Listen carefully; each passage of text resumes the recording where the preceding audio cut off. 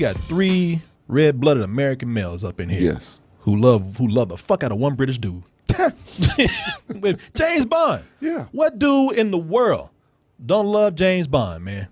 You can be some old poor-ass, broke-ass man in a third country, and you heard about James Bond one way or another. James Bond probably came through and beat your ass at one time. He might be your daddy. He might be your daddy. He fucked everything that he can. And that's why we all love James Bond. Yeah. Because James Bond, he can kill when he wants to, fuck when he wants to, sometimes do it at the same time. Yeah, if he wants to. If he wants to. Yeah. And believe it or not, at one time, that was getting kind of old. Some people said, man, he fucks and kills so much, getting a little bit repetitive. Right. When you do a reboot, and the attempt of this reboot was to make James Bond more relevant for the times, which I thought they did. And some people said, you know what, that's cool. Yeah. And maybe not to the extent of Martin, but they said, but I do miss that old-fashioned James Bond, the gadgets, the supercars, the super villains. The little bit of wackiness. The little bit, just a little bit. Yeah. A little bit of goofiness in there. A little pun or two. Right. And, you know, they a lot of people have said, you know what, maybe we can finally, at some point, maybe we can please both people. Now that we're like, what, 4 movies in? Yeah. We can put a little bit of that classic James Bond in there, and we can also have the James Bond that everybody loves right now.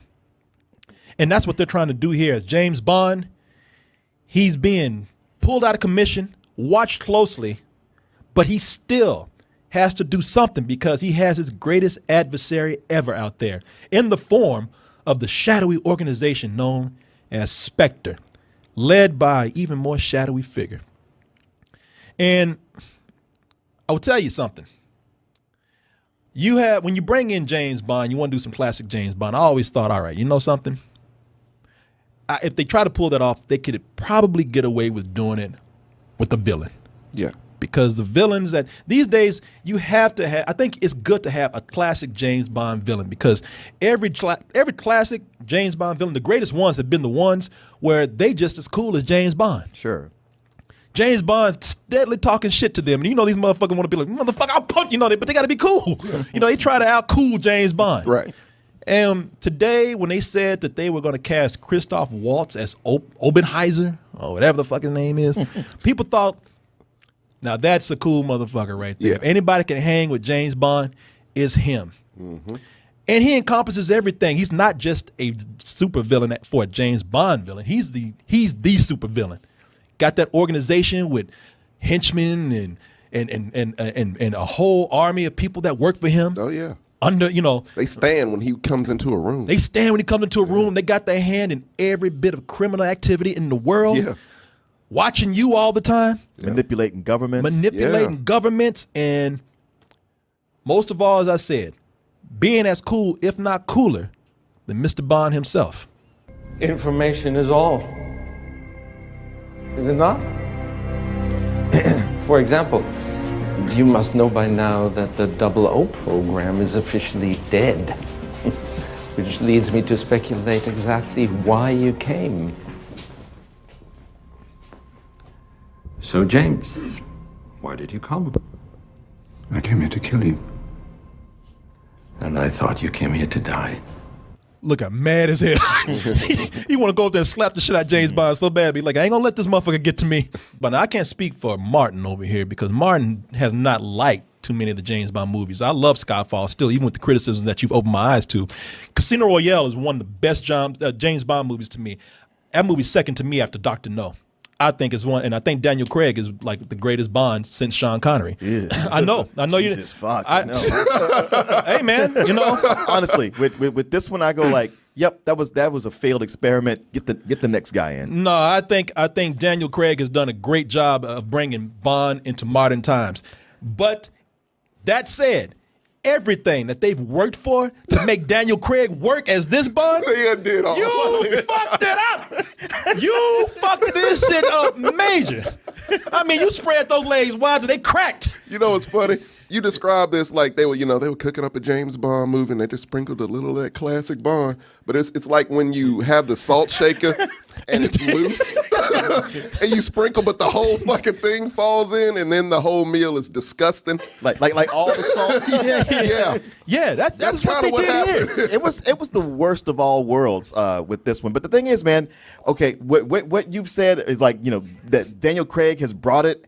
No, I think everything they've built around Daniel Craig has been good, and I recognize that. The more modern James Bond, the more when it's more serious, not as silly, more about, hey, got to get the job done.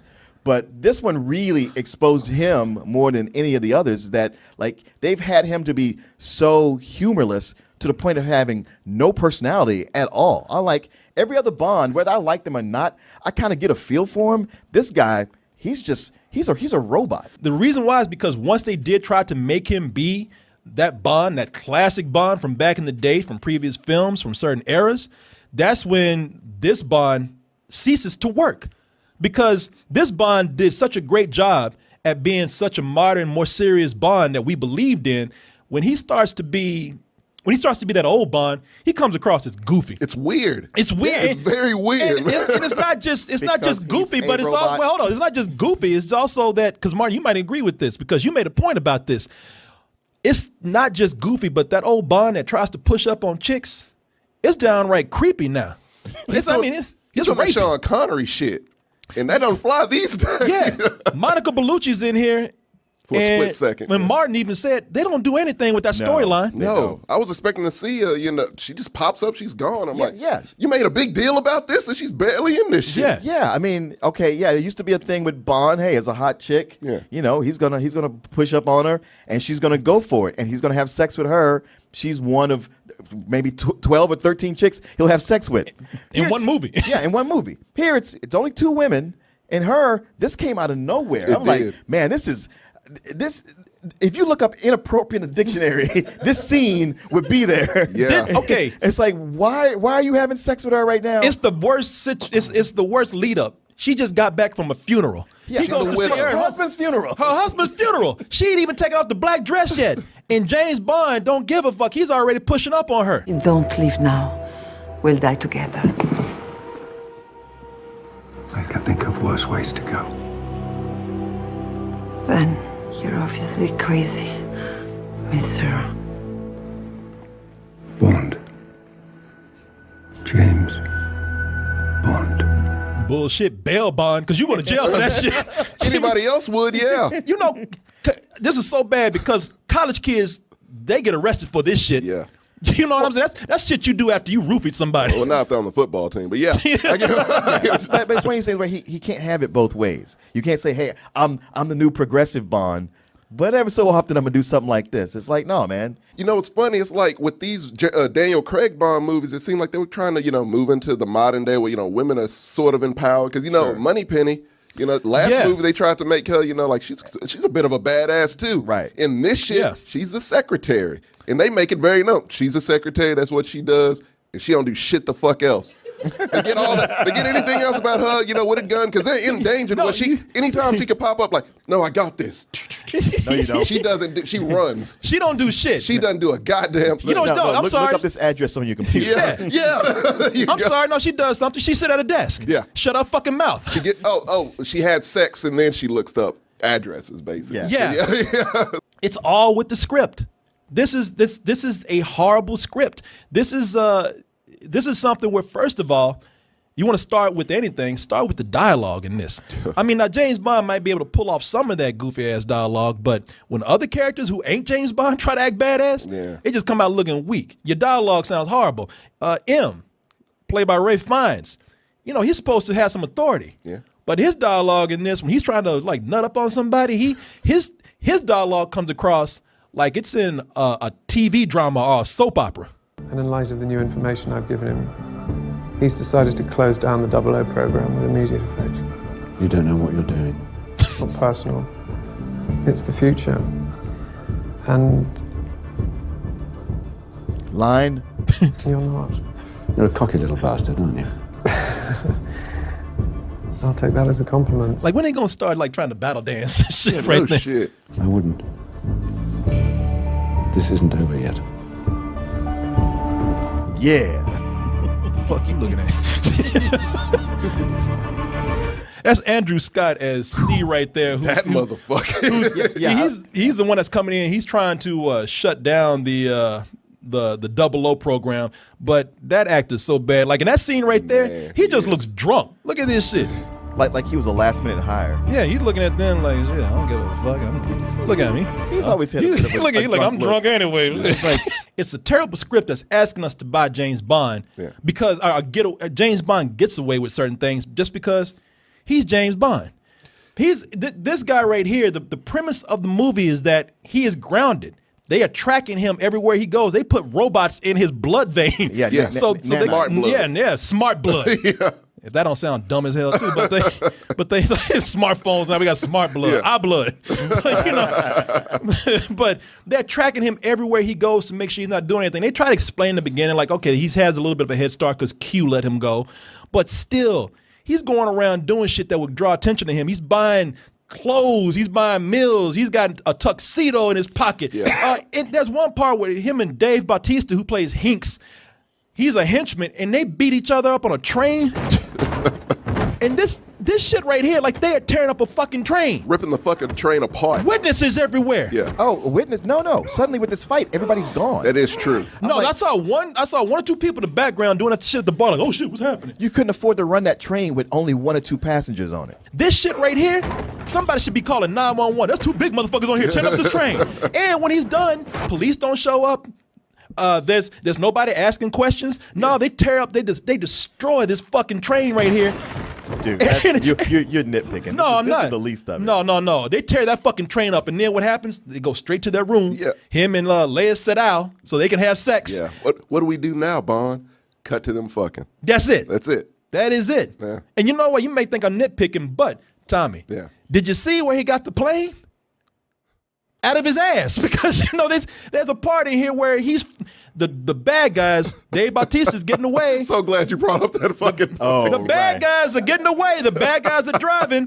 Bond sees him and sees like, oh shit, how am I gonna catch these motherfuckers? And he don't have a car. No. And you think, oh, maybe he'll rent some skis or something. Yeah. No, Maybe a snowmobile. He shows up in a plane, fucking plane, out of nowhere. Yeah, and manages to catch up with them. Planes have to gain speed. Oh, yeah. Elevate, balance themselves out.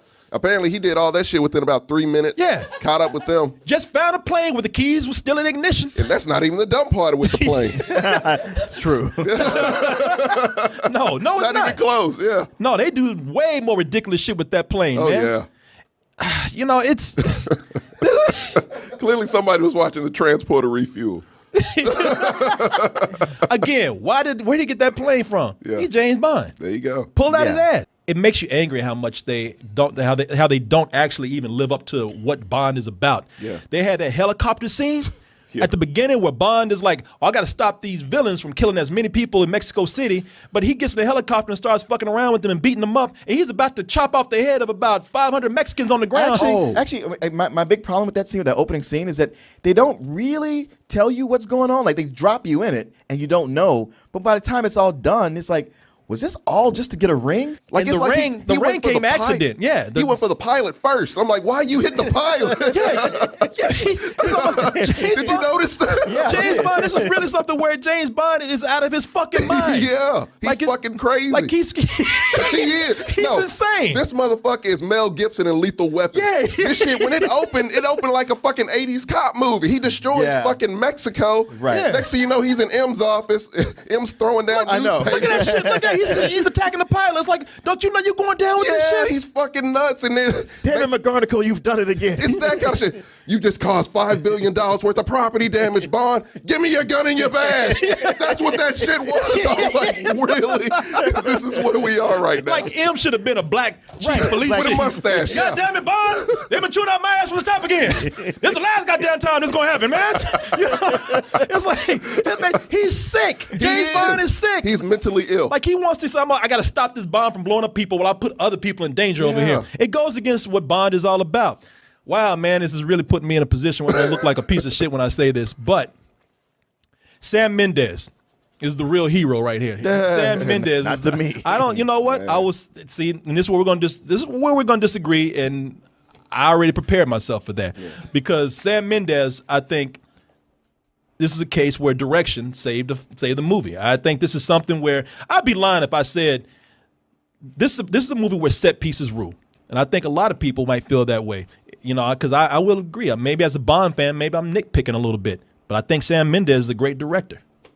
All right, see, here we go. I always thought of him as one until this. Yeah, same here. But that's editing and script. That's not him. You know what? Wait. No. When something's good, the director gets to take all the credit or the blame. No, that's especially for editing. No.